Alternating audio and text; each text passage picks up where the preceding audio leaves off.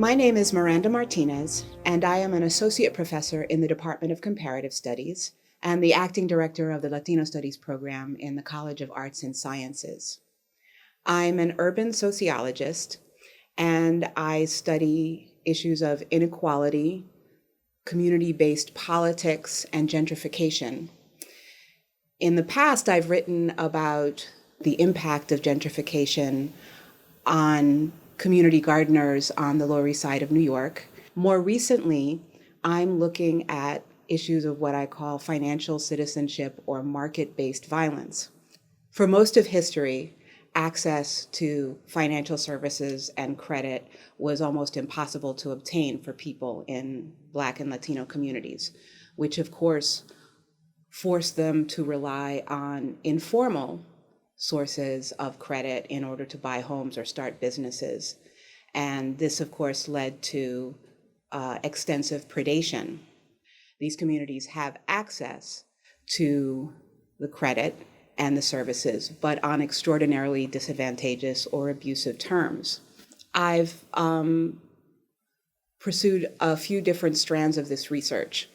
In one thread, I did interviews at credit unions, community-based banks, nonprofits that were offering a certain kind of financial counsel for mostly Black and brown consumers struggling to recover from first the subprime crisis of the early and mid 2000s and then the recession.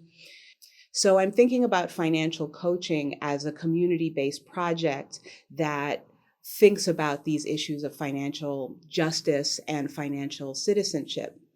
I'm also thinking about this treacherous experience of market inclusion where communities of color, Black and Latino communities, pursue self-determination, agency, and dignity, and find instead that they are caught in a cycle of loss for which they are shamed.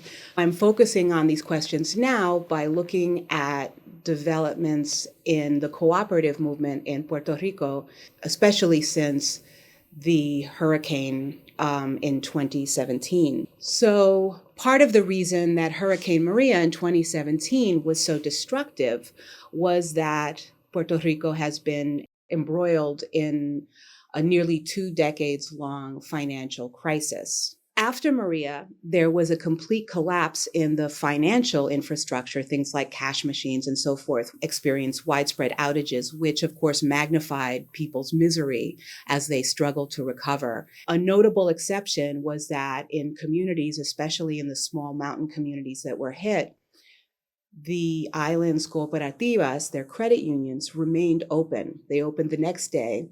And because many of those institutions already operated from a solar grid in order to increase their reliability, they became kind of community centers and community bases that helped to recover more than financially.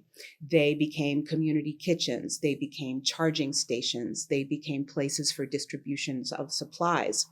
People noticed this, and since Hurricane Maria, there has been a huge upsurge in membership in Puerto Rico's cooperativas. So for me, the conditions in Puerto Rico are kind of the next phase in thinking about these questions of financial citizenship. And pursuing this observation that financial inclusion for communities of color is not enough. There has to be consideration of these issues of financial justice, of how financial arrangements can contribute to or inhibit authentic flourishing and the exercise of self-determination in these communities.